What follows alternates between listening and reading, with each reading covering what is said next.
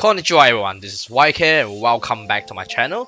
Today I'm going to share with you the Spiral Abyss strategy for Genshin Impact version 2.1, which is the new Spiral Abyss that released on 16 September 2021. And in this video, we are only going to focus on floor 12, and I will share with you a time-stopped phase skipping trick for Chamber 3 second half, and I will be only using one 5-star main DPS and all 4-star support for each team in this video. Okay then, let's not waste our time and let's jump right into it. So for my first team in Spiral Abyss floor 12, I've select Eula, Xingqiu, Sakurs, and Diona. Eula is one of my best main DPS in my team, and she worked great with Xingqiu. Then I select Sakurs because in Chamber 1 there are many enemies and Sakurs boosts elemental damage for all the team. Diona just a healer and a cryo character to charge up my Eula's elemental burst. If you have built any other strong 5-star pyro DPS like Diluc, Klee, Yanfei or Hu Tao, use them instead with Xingqiu and you will have lots of damage. Sakurs and Diona is not necessary. If you have better option like Kazuha, Ganyu, Xiangling, Kaya, Zhongli, use them instead, because you require many damage output for second chamber first half Magu Genki. So for my second team, I picked my highest damage team, which is my Raiden Shogun team. I've selected Sarah and Bokenda Boken to boost the damage of Raiden Shogun, and I selected Xiangling for decent damage support from her Goba and Pyro Nando. Also to make my Shogun team have the Pyro Rest for the 25% attack damage buff. So for first chamber first half, the strategy is very simple, even though it has many enemies, but you're only required to focus on the treasure holders and not the samurai. I mean the Nobushi. Actually, we don't need Sakurs or Venti in this floor because the Nobushi will automatically come to you by using Katanao Sabitomare. So main point here, if you are using melee character, focus on killing treasure order instead of Nobushi. Second point, the last point for first half, try to charge up all your character elemental burst before you going to the next stage, because you will be facing Magu Genki for second chamber, but you are not necessary to charge all your elemental burst before going to the next stage, because Magu Genki has around 10-second buff time for you to charge your elemental burst with your elemental skill during his invulnerability period. Next, for the first chamber second half, there isn't much strategy here, but if your main DPS on your second team is not a strong bow character, you might need to try to kill the Eye of the Storm as soon as possible. Try to nuke it because it will drag you many times by flying around. So strategy here is to kill the Eye of the Storm as soon as possible. Then the second point, the last point, is to aim the large monster instead of the specters, because eventually the specter will gather around you when you are focusing on attacking the large monster.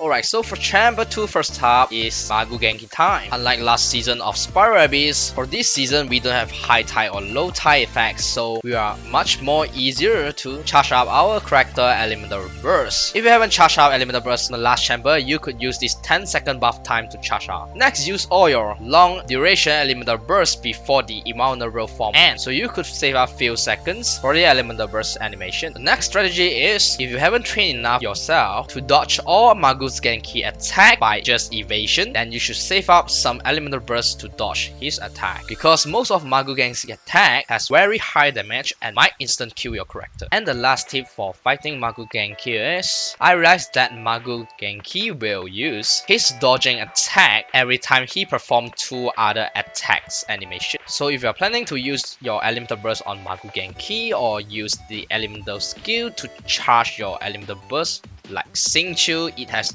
long duration of elemental skill, please make sure that you count Magu's Genki attack before you use it. Don't be scared, just be patient and be really focused on all Magu Genki's attack. That's all the tips for fighting Magu Genki. Chamber 2 second half, my strategy is to focus on the Hydro Maiden first instead of the Ice Maiden, because the Ice Maiden is not that tanky compared to the Hydro Maiden, and the Ice Maiden wouldn't do anything if you don't get close to her. Also, if you don't kill the Hydro Maiden first, she will keep immobilize you by locking you in her Hydro Seal, and that's pretty annoying. The second strategy, which is the last strategy for this chamber, is that you should run toward behind the Hydro Maiden from the start and before you start to damage her. The reason is, all the maiden will usually blinks behind to the direction that you are facing her. By doing so, you have the chance to push them together and damaging both maiden at the same time. By doing so, it saves a lot of time for this chamber. So that's all the tips for this chamber. Let's proceed to the next one. So for chamber 3 first half, you will need to be facing 2 Rune Guards at the same time.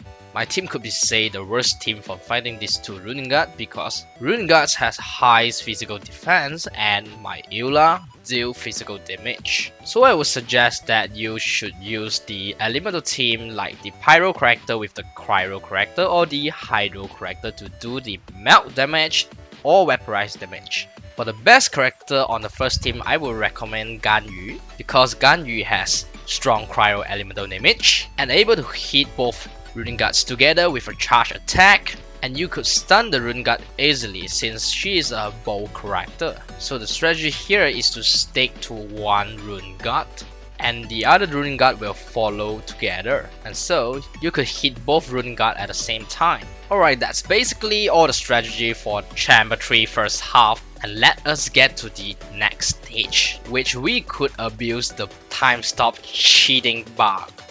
So for Chamber 3 second half, there is no strategy at the beginning of the stage or the phase 1 for this boss. So the strategy is, we try to deal damage as much as possible until the boss reach phase 2, which is the phase when this mechanical boss goes into an invulnerable state and trying to split into 4 small mechanic monsters, which is this phase.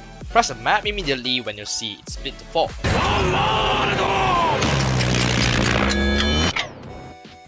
And you're going to wait for 3 minutes. Once you finish waiting for 3 minutes, resume. Your time doesn't change in Spiral Abyss, and you were able to skip the 4 minion phase. By skipping the 4 machine minion phase, you will also get an achievement which provide you 10 Primogem. I hope you enjoyed this video. So before I end this video, I would like to share with you my sad story. So I've started my YouTube channel around 2 months ago, which is around July, and the current screen you are looking at is my previous account. Why do I have 2 YouTube accounts? Because this account, this Whycare channel, has been hacked. Aww.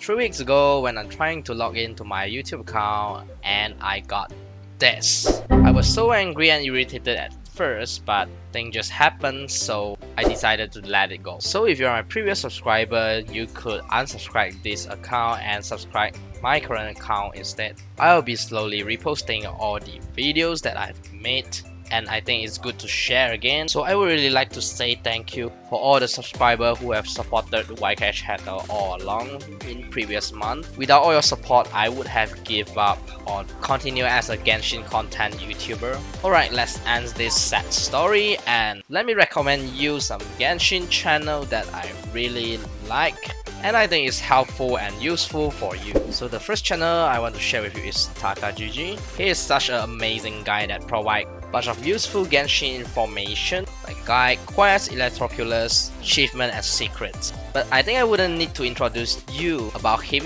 because I think you already know who he is. Likewise, I wish he could introduce me instead. So the second YouTuber I would like to recommend to you is WhuteANN, which is a very young YouTuber that do great Genshin content videos. He shares about his opinion on new Genshin character review and some interesting findings for Genshin Impact based on his personal guessing, and he speaks pretty good English. As you can see in his video, he put many efforts on the editing and many research on the character review, so go ahead and support him. And my last channel recommendation would be sshiyuu, which is a young YouTuber who make amazing wallpaper in Steam wallpaper engine, so you could use it as your desktop wallpaper. He do some Genshin wallpaper as well, so if you are interested and you have beautiful Genshin Impact fan art that you would like to make some effects and become a Steam wallpaper, feel free to go to sshiyuu channel in any of his Genshin Impact wallpaper video and comment to request him to do your amazing fan art. into the Genshin Steam wallpaper for free and zero cost. If you are interested in using anime wallpaper, make sure you go check out his Steam wallpaper page on his Steam. There are more than 15 pages of anime wallpaper that you could use from his Steam wallpaper account, and it's totally free. But make sure you use it in a private room. So I'll put all the link in the description below. Make sure you could check out on this amazing channel. And if you like this video, make sure you hit the like and subscribe button for me. And you could watch my previous video just right here. Thanks for watching, and I will see you again next time. Sayonara!